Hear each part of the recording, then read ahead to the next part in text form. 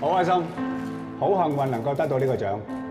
每一日港聞、財經、體育有100幾200單新聞，每一單睇起上嚟都好似冇關聯咁樣，但係蝴蝶效應可能喺地球嘅另一端掀起風暴。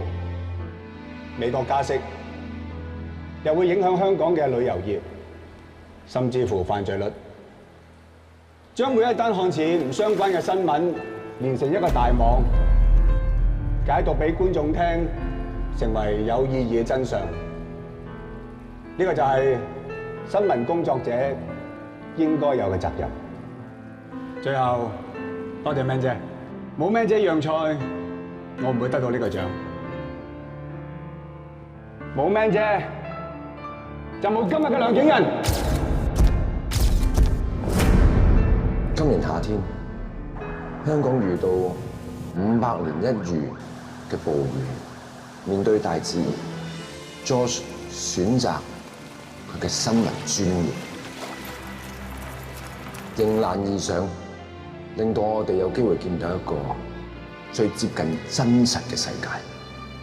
但係面對意外，佢掉低咗支咪，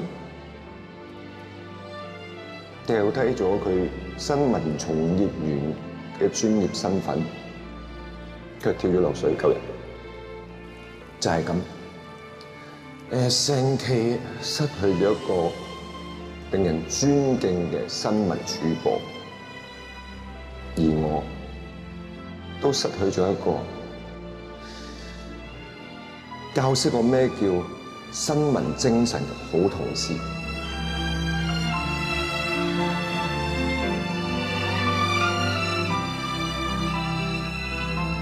教識我咩叫人民關懷嘅好戰友。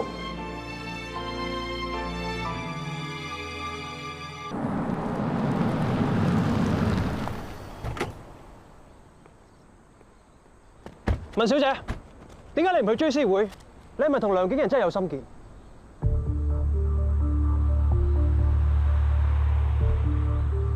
唔敢開 live，驚我講錯嘢啊！叻仔啊！識得玩特集，想拍到最多醜態。咁你覺得你需唔需要為 Josh 嘅死負上責任？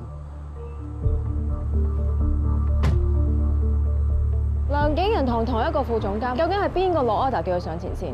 以我當日究竟發生咩事？死因係乜嘢 ？SNK 搶住攞光環，係咪隱瞞緊咩事實？你答到晒我以上所有問題，先至好同我講責任。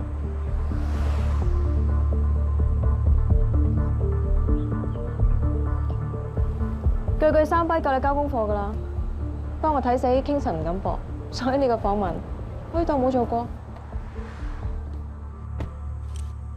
呢個就係 Isaac。唔好扮唔知喎。